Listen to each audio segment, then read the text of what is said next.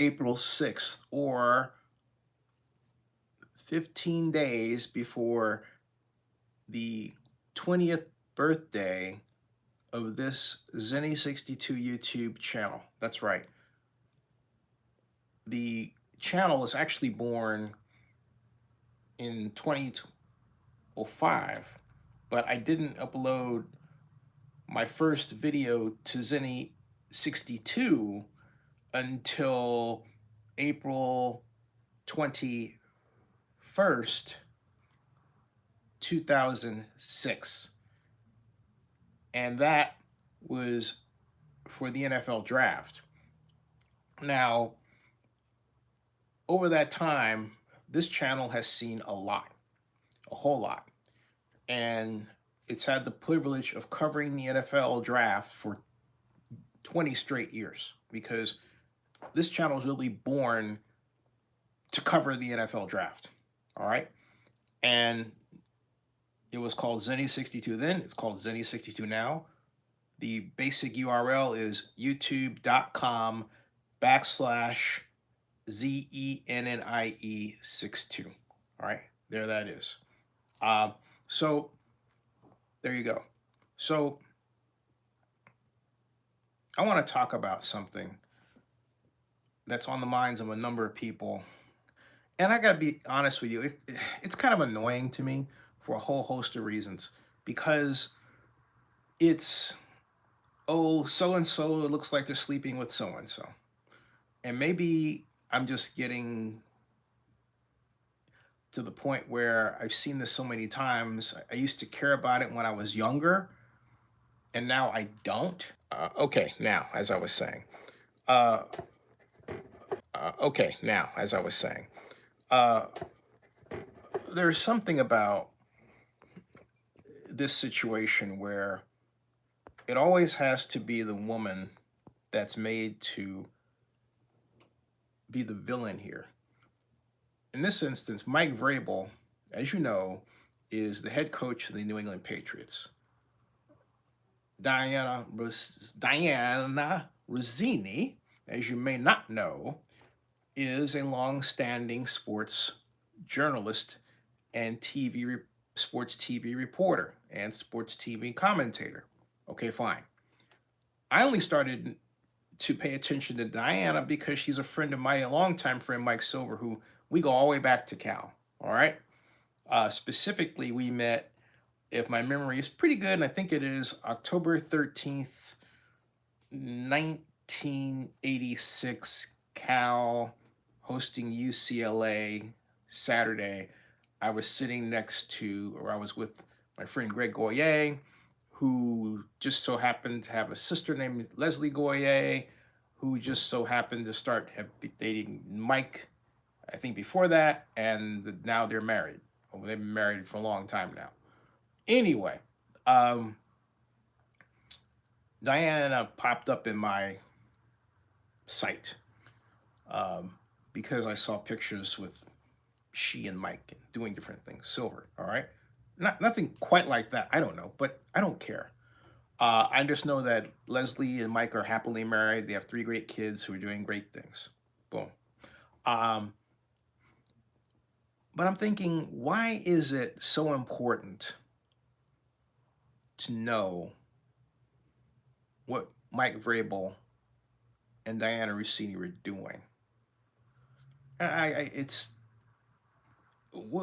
And not only that, why would New York Post page 6 pay somebody like as if this person were a private investigator to go down to Arizona during the NFL annual meeting and get into the same hotel that these two were at and take these photographs?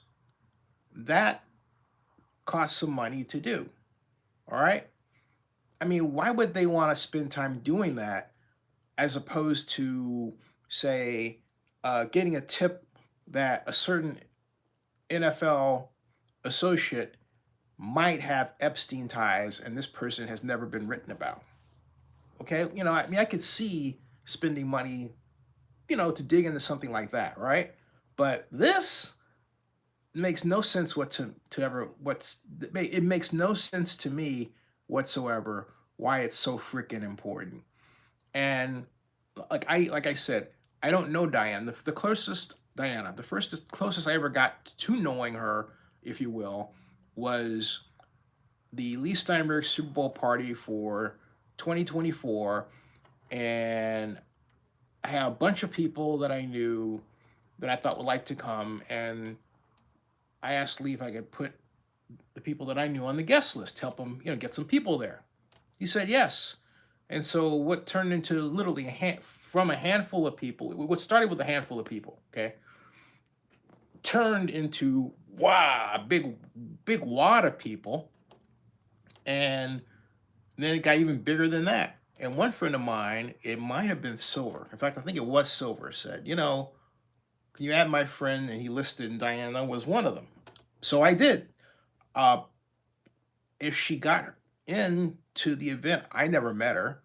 I was tending to my mom because I wanted my mom to have a great time. She was 89 at the time.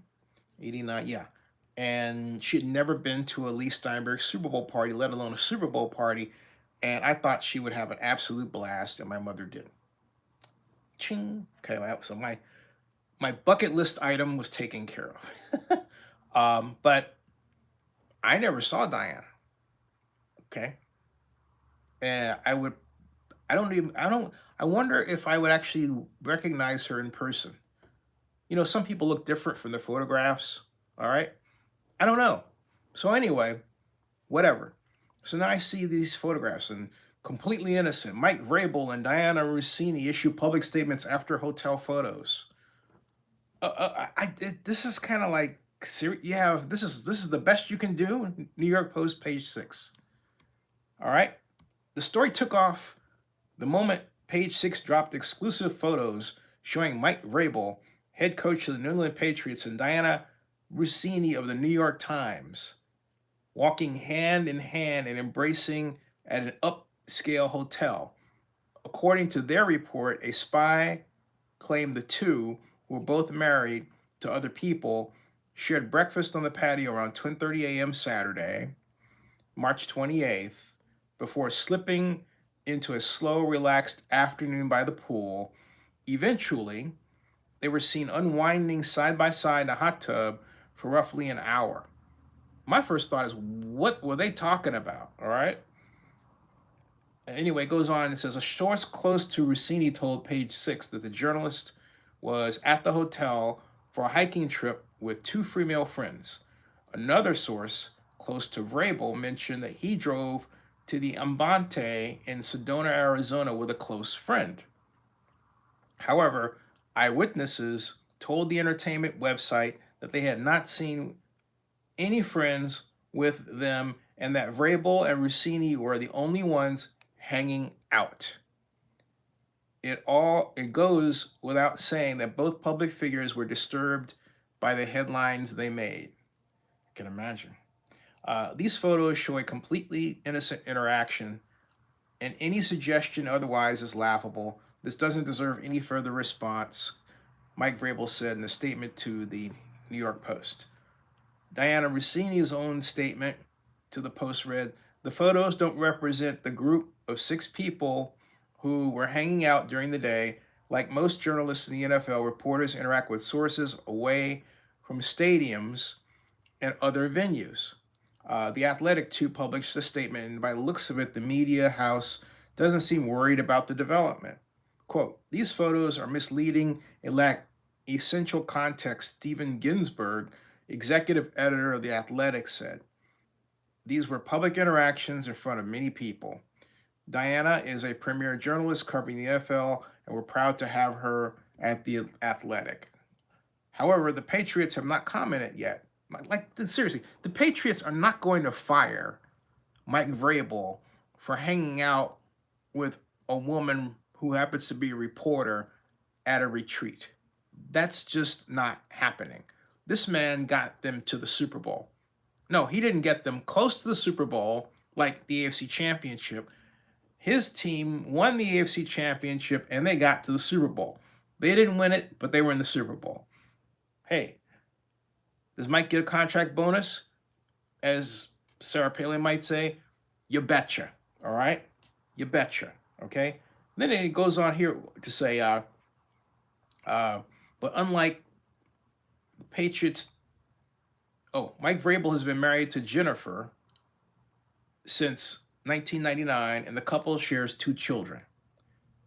But unlike Patriots quarterback Drake May, who prefers to be open about his relationship with his wife, Vrabel has always kept his relationship with his wife private. Meanwhile, Russini married Kevin Goldschmidt in 2020 after years of keeping their relationship under wraps, and they also have 2 kids.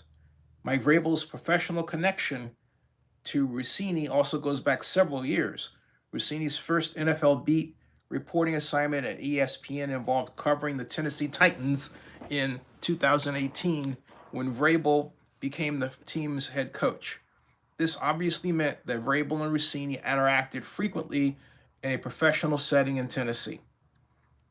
In 2024, there was a point when the coach wasn't happy working with Russini. Here's what happened. She got a call from Vrabel after the coach read reports from aggregators that he was too fat to work after the Titans fired him. That aspect was not a part of Russini's original reporting. Her reporting was taken out of context, and Vrabel wasn't happy about it. New England Sports Fellow had this tweet thing. Statement from the involved parties on the Vrabel Russini development. That's what I read to you. Okay, fine, whatever. Then goes on to say, he didn't call me after the piece and we did on why he got fired, but the piece calling him a little fat, he wasn't too happy, Russini mentioned. All right. Both public figures have known each other for years. That said, this is not the first time Russini has faced speculation about her professional relationships within the National Football League. Dianne Russini has also faced affair allegations with an NFL GM.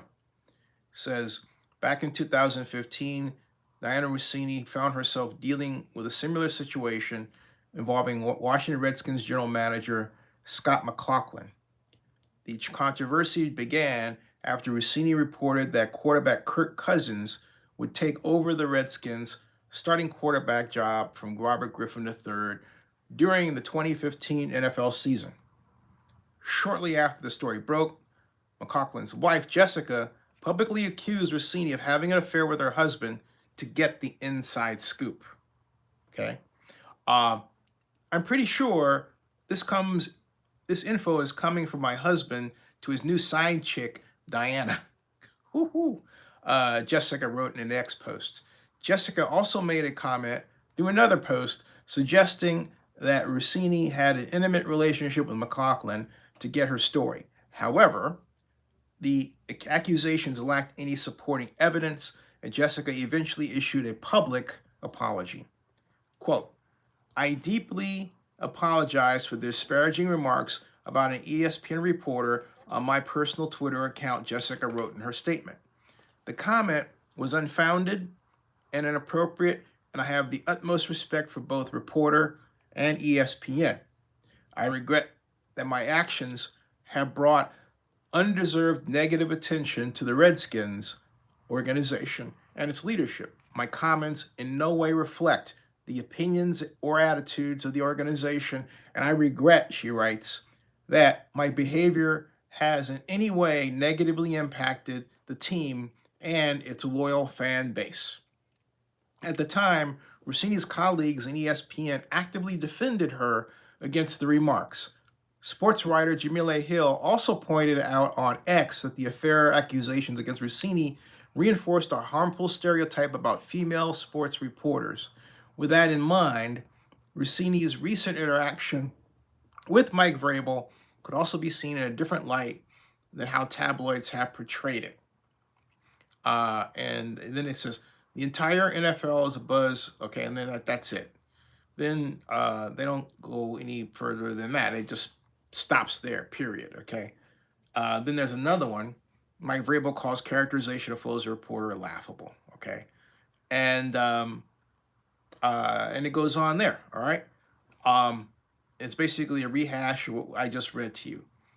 And someone else wrote, I've never, this is a James Dator, says, I've never locked hands with an NFL coach and stared into his eyes like Mike Vrabel and Dianne Russini.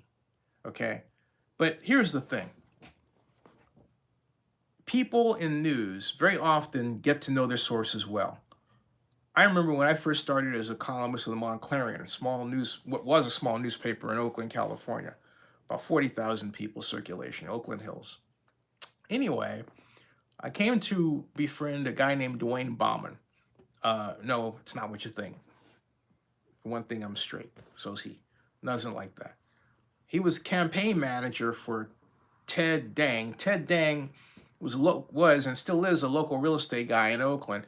But back then in '94, he was running for mayor of Oakland. So, but Dwayne and I really hit it off. And we'd meet over beers at the Golden Bear, which was then the local watering hole for Oakland's political community, and also the unofficial home of the champion Cal rugby team. Go Jack Clark. Engle Bears. At any rate, we got to talking one night, and I said to Dwayne, hey, Dwayne, how did you come to work for Ted Dang? And he said, well, I worked for Michael Wu. Michael Wu was a famous Los Angeles councilman. And he said, I came to work for Michael Wu, and Michael Wu was going up against James Reardon of L.A. And if memory, and yeah, and so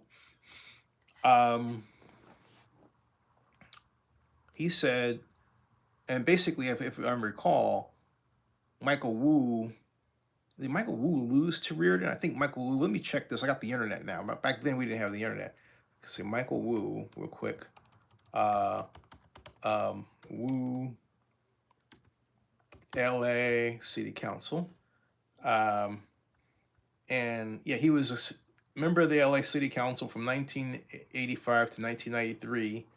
He was the first Asian American member of this LA City Council. And I think Reardon,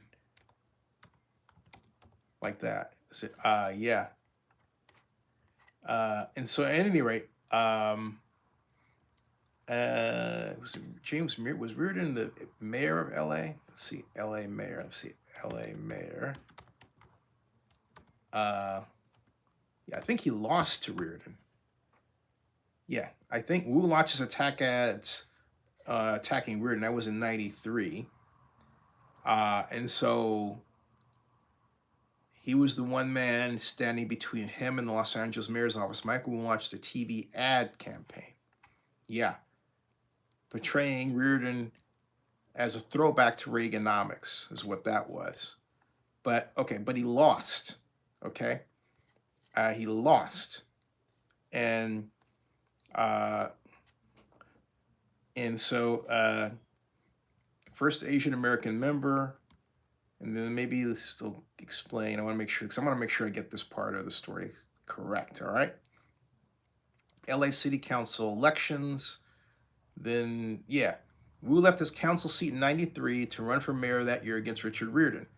Wu was endorsed by Bill Clinton, who was running for president at the time. Reardon beat Wu 46%. And I believe what it was is that, Reardon,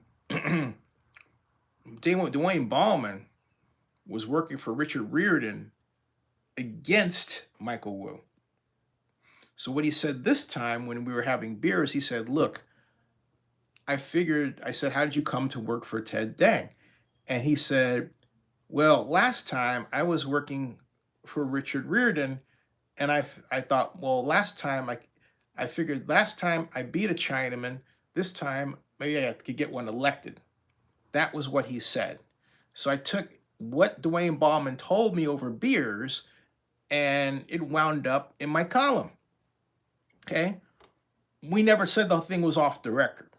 I think he assumed it was. I was just doing beers. I was talking to my friend who he has connected, and he was a campaign guy. But what he told me, it just sort of raised my hackles. It was like, you beat a Chinaman. I mean, first of all, you don't describe anyone, you don't describe an Asian man or a Chinese man as a Chinaman. All right, it sounds like you watch one too many Charlie Chan movies when you were growing up, which, hey, given his age and my age, could very well have been the reason why Dwayne popped out with that statement. All right, maybe he did, as a guy who's watched a lot of Charlie Chan movies but never used the term. Maybe he did use that term. Just saying, okay? Just saying. So anyway, I put it in my column. Oh boy, oh, major explosion. That was the 20th century equivalent we today call viral. That went viral. Okay? Completely like, wow, okay?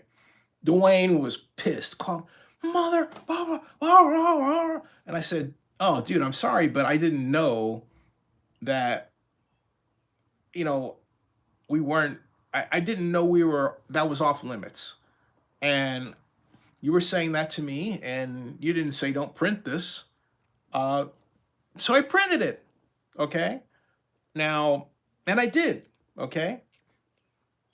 I very much believe if you want to get the right story from someone, you have to get to know them. Now, you really have to, well, if you want to say embed yourself with them in a sense, you do. And that's what I had done. And that's something that kind of approach, I always call myself a blogger, not a journalist. And the reason why I do is because journalism, to me, has walls that are convenient. They're up until they're not, right? Bloggers have no such walls. Bloggers just simply let it rip. You are who you are. You hang out with who you hang out with, and you write about it. If you're upset with somebody, you let people know publicly. Boom. All right. Everything is fair game. In fact, I interviewed Scott Rosenberg. Scott Rosenberg was one of the founders of a platform called Salon years ago, based in Berkeley, and we did a 2-hour interview, which you can still watch here on Sunny 62 YouTube. Epic interview. At any rate, Scott's point in his book, Say Anything, was that bloggers were basically known for doing just that, saying anything that in a sense came to mind, and it became a kind of a new news, you know. Now it's common. Now it's common.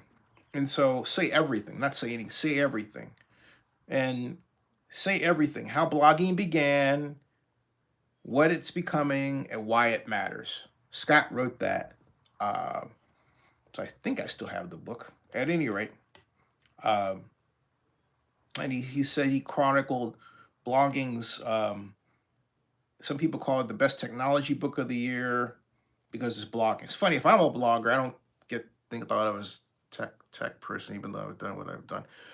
Whatever the case. And so it says blogs are everywhere. They have exposed truths, okay, and spread rumors, and made and lost fortunes, brought couples together and torn them apart, and so on. You get the idea. And that's the kind of style that I wrote with as a columnist with Montclarian. I basically wrote as a blogger before blogs were created. Then the internet expanded because I started writing for Montclarian from 93 to 96. Blogs didn't come on the scene until 99, okay? And then we had Pirate Labs, and then Pirate Labs created Blogger, and I got on Blogger in 2023, and then Google bought Blogger in 2024. At any rate, okay. So I basically pioneered what one could call a blogging style. At any rate, that's what I did. But there's a journalist named Hunter S. Thompson who, for him, the journalist walls were an inconvenience, so he didn't follow them. He was called a gonzo journalist, the new journalist. And and Mike Silver, my good friend, copied Hunter S. Thompson. So I think just looking at Diana from a distance, that may be her way of that may be her nod to Hunter S. Thompson. She gets to know somebody. The obvious question is, why does it have to be a guy? Okay, um, but that's the way she rolls. I mean, yeah, I said it just like that. I don't find that so bothersome, and I think the reason why I know why I don't find that so bothersome, because sports media is really incestuous in all kinds of ways, and um, blogging has made media in general very incestuous and very much a walls come down sort of affair, um, pun intended. So, they're upset about it. Somebody's upset about it. I don't know what they thought they were going to get out of it other than headlines about, oh, hey, look at this, but there's kind of like, okay, what? Okay, so what? All right. Um, I still don't know why New York Post page six felt it necessary to spend money on Mike and Diane as opposed to um, something having to do with Epstein or anything else that's really truly juicy that they could have figured out and didn't even choose to do so.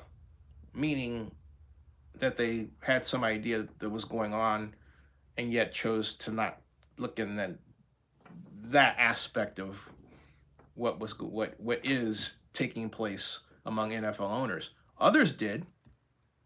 That's how the whole matter with Steve Tisch, who happened to enjoy uh, as a person to talk to, who's co-owner of the Giants, came out. Wasn't me. Okay, I um, had little or no interest in that. All right, just telling it like it is. But others did. Now, uh, others did, but and I find again Steve to be a great guy. So whatever he's accused of doing, I'm comfortable raising a hand and saying, I think that's overblown. Just because if you meet Steve, Steve is a guy that you want to think well about. Um, he always speaks with you as if he's concerned about how you're doing, how your family's doing, and everything else. So, you know, um, where he gets his nookie from never came up in conversations I had with him at all because I never turned in that direction, and neither did he. Okay. So anyway, I think whatever's Diane's maybe looking for has to do with Patriots management, just as it had to do with Washington Commanders management. And you get to know certain people, and they give you tidbits that they're not going to give other people because she got close to them. She got close to them. If a woman does that, the woman can't help that the guy likes the woman. Let's flip it around. Suppose it's the woman in charge, and we're talking about a male reporter, okay? And they lay out the same dynamic. Would it get the same headlines? Something tells me it wouldn't, all right? Something tells me it wouldn't. Because women, in terms of their power and dynamic, I think tend to be um, devalued even there. I remember a book that had to do with Mary Cunningham. Mary Cunningham worked for, I think it was Citibank, but she was a woman accused of sleeping her way to the top, and married this fellow. She was married to an African American man, but basically divorced him and went with this other fellow and they went on with this very successful life. But what she did was considered very scandalous. But again, the guy was literally on top. Okay. Um, in this instance, we have Mike Vrabel. But if the power dynamic is shifted, where are the headlines? And I say that because today there are a number of women who are in powerful positions like that. You don't have to be a head coach, though, but you could be a president of an NFL team or CEO of a major corporation. But it doesn't get the same headlines. I'm racking my brains trying to find a female male equivalent in terms of buzz, and it's not clicking. Okay, it's not clicking. So you have to say, all right, so what? Okay, so I'm going to close with this. What do you think about all this? Do you think it's much ado about nothing? Do you think that it was stupid for somebody to spend money on a private investigator? Do you think that the New York Post page 6 was stupid for doing so? And what do you think that they were trying to achieve by doing it? It wasn't going to result in the firing of Mike Vrabel, certainly. Was it to fire Dianne Russini? And does Diana have some enemy out there, maybe this Jessica lady, who decided to hire this private investigator and make this a news story and a way of getting her fired? If that's the case, it backfired. I wonder. What do you think? Let me know. Subscribe to Zenny62 and bookmark NFL News by Zenny62.com. And don't forget to check out our NFL websites, NFL Big Data Bowl News.com, NFL Draft Red Carpet News.com, NFL Draft Player Rankings.com, and of course, and again, ZennyReport.com, Zenny62blog.com, CES Las Vegas News.com, San Diego Comic-Con News.com. And I'm leaving out something. Oh, the one I'm leaving out, I think right now, I'll leave out right now until it's fully baked and ready to be talked about. It's not quite there yet. All right. Live long and prosper, everybody. I'll see you. And remember, never fear to write what you see at all, or express it in vlog form, which I highly recommend. Okay. See you later.